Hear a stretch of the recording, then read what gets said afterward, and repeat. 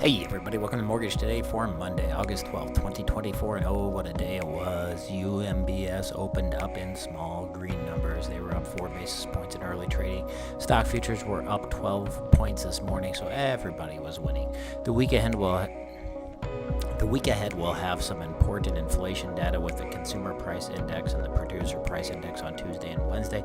We will also get housing starts and retail sales. Interest rates are beginning to drop on consumer and auto loans as well as mortgages somewhat.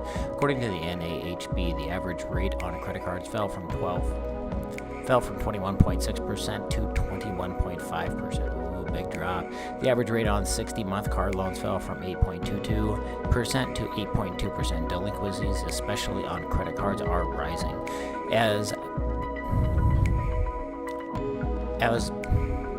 As bond markets have moved to account for the Fed that is behind the curve, the risk isn't priced into the current equity multiples, according to Morgan Stanley strategists. The team led by Michael Wilson said economic growth is the primary concern for investors rather than inflation and rates.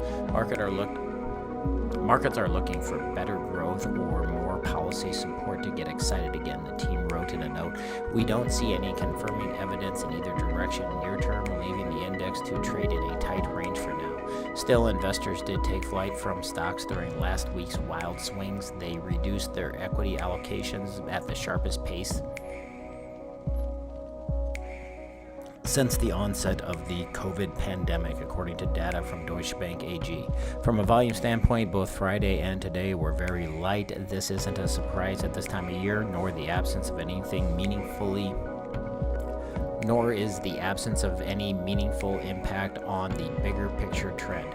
Contrast this to last Monday, which was the second highest volume day of the year and truly exceptional for a number of reasons. Today means the bond market is falling back into a vanilla routine that involves consolidation ahead of this week's big ticket economic reports. There could have been modest losses or gains without affecting the setup. As it happened, we got a version of modest gains. So we closed the day up 7 basis points at 100.42 on the 5.5. So at 100.42, we were still kind of collecting some data, so we were well above the trend lines. But at 100.42, we're in this very wide range with the ceiling up at 101.18, which we tested at 1 point, but fell down rather quickly, back down to the lower end of the range. We've tested the floor a couple of times, but held above it. So we're right in the middle of this range, waiting for some more data.